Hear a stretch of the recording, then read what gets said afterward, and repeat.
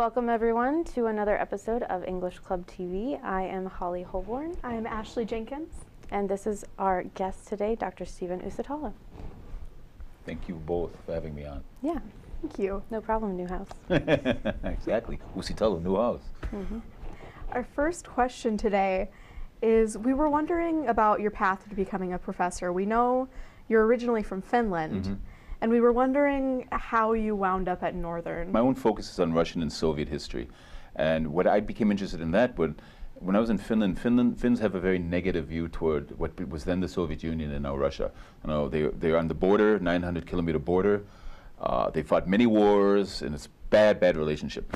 But when I was young, I was lucky enough, very, very young, 10 years old, I think the first time, 9 years. I had an uncle who was sort of involved in work in the Soviet Union and later Russia, and he took me on some trips, and I just became fascinated by this place. I just thought Russians were the most profound people on earth. They read, they loved museums, they drank like fish, they smoked constantly. Life was great.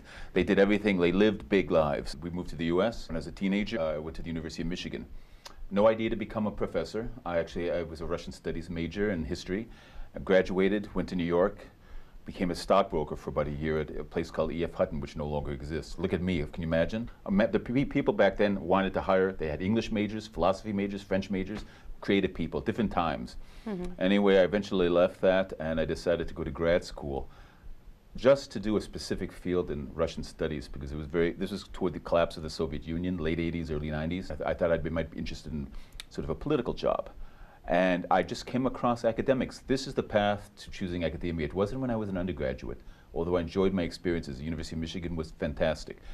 It was a grad school when I actually saw what the work was like, and I had professors who influenced me and I thought were profoundly interesting. So I just sort of fell into that area and did my master's in Finland. And here's the one moment you could see how I decided to become a professor. I was in St. Petersburg, New St. Petersburg, and I ran again to a prof at a conference, and he taught at McGill, specialist in the 18th century, sort of Russian literature, Russian art, history, and he said I should apply to McGill because we had 3 Russian historians in Montreal. I could work in Toronto, and I applied. I got funding.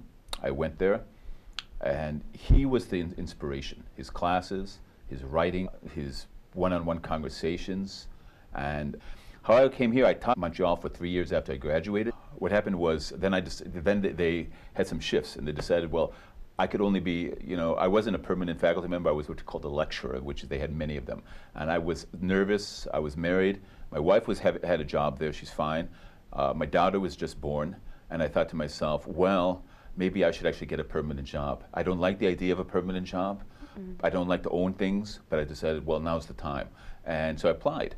And I got 2 or 3 offers, and Northern State, I didn't know anything. I'd never been to South Dakota, never heard of Mount Rushmore, no idea about anything in the central part, nothing.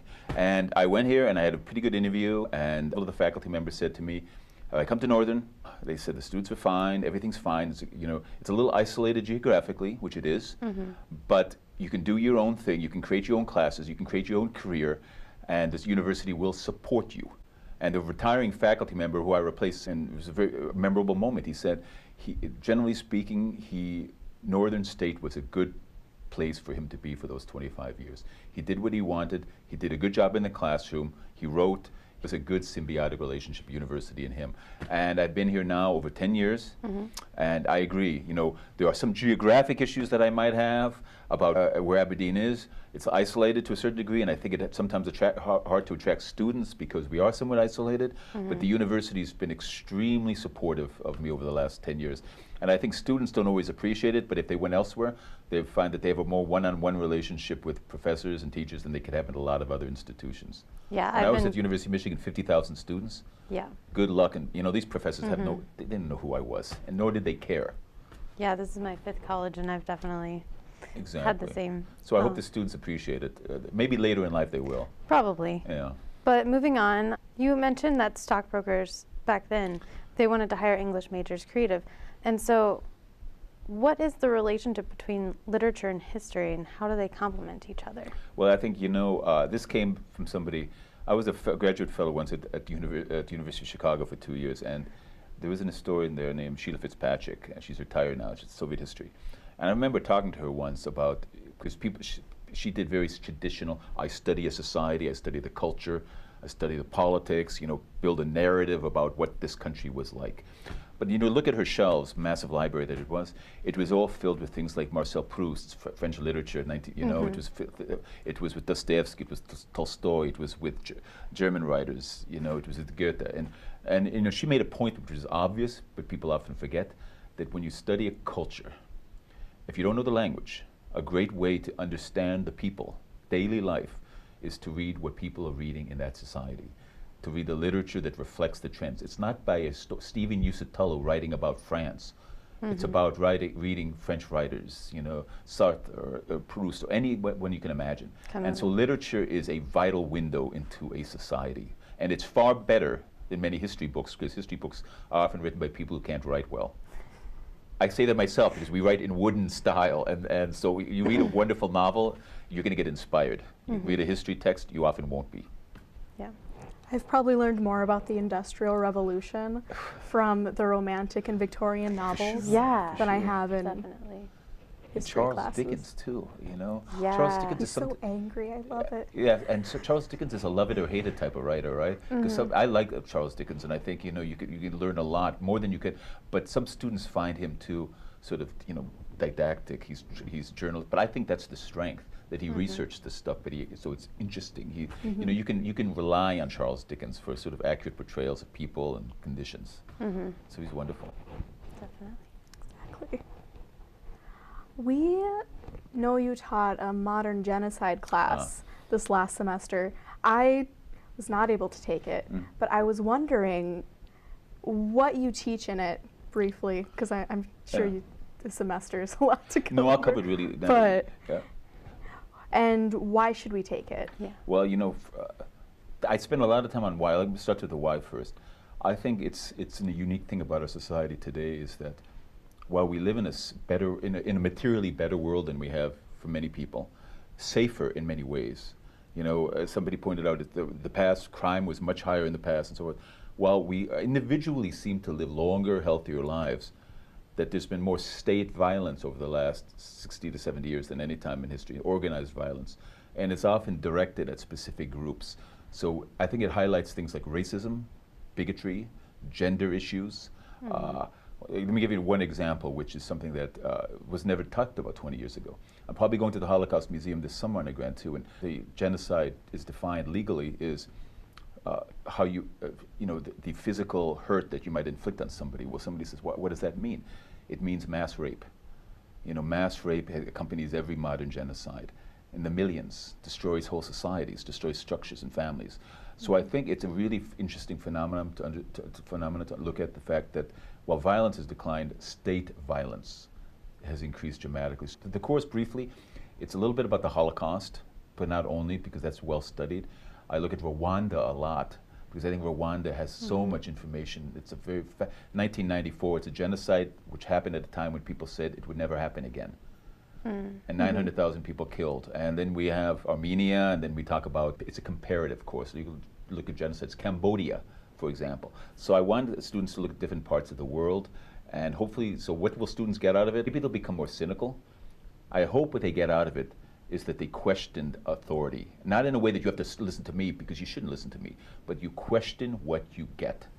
You should never accept it. And so I think what I've gotten out of genocide is to be a little bit more critical of things that are occurring on. Creating and I hope skeptics. They do. Skeptics are good.